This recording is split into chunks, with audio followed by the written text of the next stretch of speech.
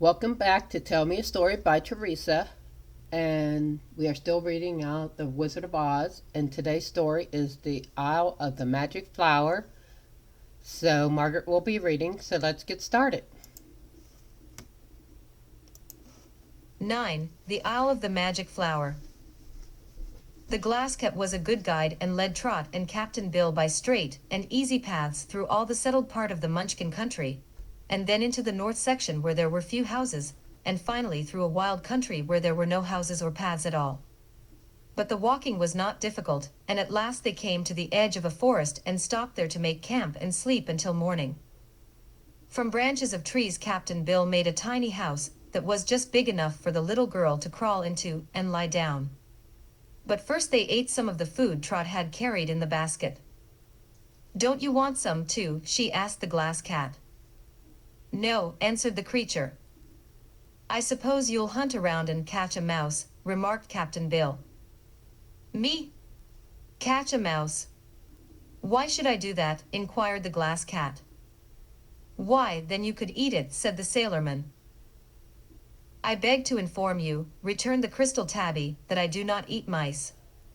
Being transparent, so anyone can see through me, I'd look nice, wouldn't I, with a common mouse inside me? But the fact is that I haven't any stomach, or other machinery, that would permit me to eat things. The careless magician who made me didn't think I'd need to eat, I suppose." "Don't you ever get hungry or thirsty?" asked Trot. "Never. I don't complain, you know, at the way I'm made, for I've never yet seen any living thing as beautiful as I am. I have the handsomest brains in the world. They're pink and you can see 'em work." "I wonder," said Trot thoughtfully, as she ate her bread and jam, "if my brains whirl around in the same way yours do." "No, not the same way, surely," returned the Glasscat, "for, in that case, they'd be as good as my brains, except that they're hidden under a thick, bony skull." "Brains," remarked Captain Bill, "is of all kinds and work different ways. But I've noticed that them as thinks that their brains is best is often mistook." Trot was a little disturbed by sounds from the forest that night, for many beasts seemed prowling among the trees, but she was confident Captain Bill would protect her from harm. And in fact, no beast ventured from the forest to attack them.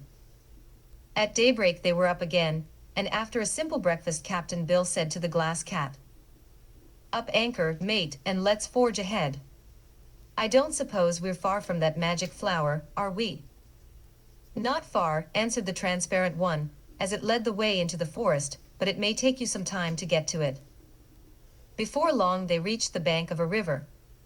It was not very wide at this place, but as they followed the banks in a northerly direction it gradually broadened. Suddenly the blue-green leaves of the trees changed to a purple hue, and Trot noticed this and said, "I wonder what made the colors change like that." "It's because we have left the Munchkin country and entered the Gillikin country," explained the Glasscat. "Also it's a sign our journey is nearly ended." The river made a sudden turn, and after the travelers had passed around the bend, they saw that the stream had now become as broad as a small lake, and in the center of the lake they beheld a little island, not more than 50 feet in extent either way.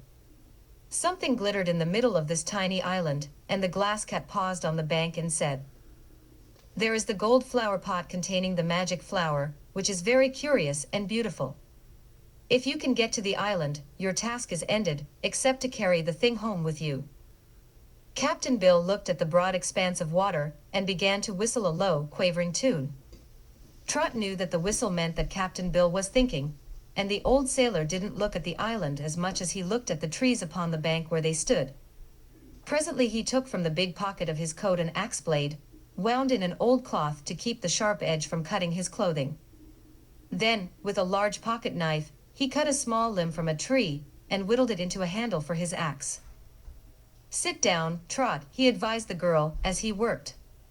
"I've got quite a job ahead of me now, for I've got to build us a raft." "What do we need a raft for, Captain?" "Why, to take us to the island. We can't walk under water in the river bed as the Glasscat did, so we must float atop the water." "Can you make a raft, Captain Bill?" "Oh, course, Trot, if you give me time." The little girl sat down on a log and gazed at the island of the magic flower. Nothing else seemed to grow on the tiny isle. There was no tree, no shrub, no grass, even as far as she could make out from that distance. But the gold pot glittered in the rays of the sun, and Trot could catch glimpses of glowing colors above it, as the magic flower changed from one sort to another. "When I was here before," remarked the glass cat, lazily reclining at the girl's feet, "I saw two Kalidahs on this very bank, where they had come to drink." "What are Kalidahs?" asked the girl. "The most powerful and ferocious beasts in all Oz. This forest is their especial home, and so there are few other beasts to be found except monkeys. The monkeys are spry enough to keep out of the way of the fierce Kalidahs, which attack all other animals and often fight among themselves." "Did they try to fight you when you saw 'em?" asked Trot, getting very much excited. "Yes. They sprang upon me in an instant, but I lay flat on the ground, so I wouldn't get my legs broken by the great weight of the beasts, and when they tried to bite me I laughed at them and jeered them until they were frantic with rage, for they nearly broke their teeth on my hard glass. So, after a time, they discovered they could not hurt me, and went away. It was great fun. I hope they don't come here again to drink, not while we're here, anyhow," returned the girl, "for I'm not made of glass, nor is Captain Bill, and if those bad beasts bit us, we'd get hurt." Captain Bill was cutting from the trees some long stakes, making them sharp at one end and leaving a crotch at the other end. These were to bind the logs of his raft together. He had fashioned several and was just finishing another when the glass cat cried, "Look out! There's a Kalidah coming toward us." Trot jumped up, greatly frightened, and looked at the terrible animal as if fascinated by its fierce eyes, for the Kalidah was looking at her, too, and its look wasn't at all friendly. But Captain Bill called to her, "Wade into the river, Trot, up to your knees, and stay there," and she obeyed him at once. The sailorman hobbled forward, the stake in one hand and his axe in the other, and got between the girl and the beast, which sprang upon him with a growl of defiance. Captain Bill moved pretty slowly, sometimes, but now he was quick as could be. As the Kalidah sprang toward him he stuck out his wooden leg, and the point of it struck the beast between the eyes, and sent it rolling upon the ground. Before it could get upon its feet again the sailor pushed the sharp stake right through its body, and then with the flat side of the axe he hammered the stake as far into the ground as it would go. By this means he captured the great beast and made it harmless, for try as it would, it could not get away from the stake that held it. Captain Bill knew he could not kill the Kalidah, for no living thing in us can be killed, so he stood back and watched the beast wriggle and growl and paw the earth with its sharp claws, and then, satisfied it could not escape, he told Trot to come out of the water again and dry her wet shoes and stockings in the sun. "Are you sure he can't get away?" she asked.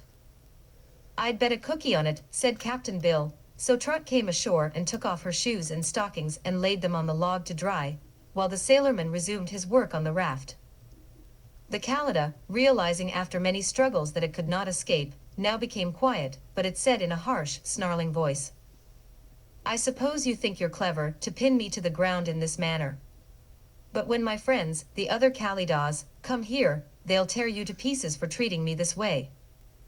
"P'raps," remarked Captain Bill, coolly, as he chopped at the logs, "and p'raps not. When are your folks comin' here?" "I don't know," admitted the Kalidah. "But when they do come, you can't escape them." "If they hold off long enough, I'll have my raft ready," said Captain Bill. "What are you going to do with a raft?" inquired the beast. "We're goin' over to that island to get the magic flower." The huge beast looked at him in surprise a moment, and then it began to laugh. The laugh was a good deal like a roar, and it had a cruel and derisive sound, but it was a laugh nevertheless. "Good," said the Kalidah. "Good? Very good. I'm glad you're going to get the magic flower. But what will you do with it?" "We're going to take it to Ozma, as a present on her birthday." The Kalidah laughed again, then it became sober. "If you get to the land on your raft before my people can catch you," it said, "you will be safe from us. We can swim like ducks, so the girl couldn't have escaped me by getting into the water, but Kalidahs don't go to that island over there." "Why not?" asked Trot.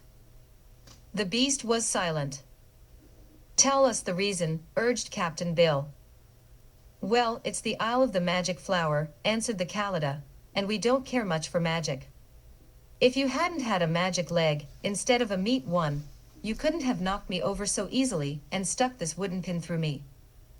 I've been to the Magic Isle, said the Glass Cat, and I've watched the magic flower bloom, and I'm sure it's too pretty to be left in that lonely place where only beasts prowl around it and no else sees it. So we're going to take it away to the Emerald City. I don't care, the beast replied in a surly tone. We Kalidas would be just as contented if there wasn't a flower in our forest. What good are the things anyhow? Don't you like pretty things? Asked Trot. No. You ought to admire my pink brains, anyhow, declared the Glass Cat. They're beautiful and you can see 'em work. The beast only growled in reply, and Captain Bill, having now cut all his logs to a proper size, began to roll them to the water's edge and fasten them together. So I hope you enjoyed this story, and if you did, come back tomorrow and we will have another one. So until then, bye.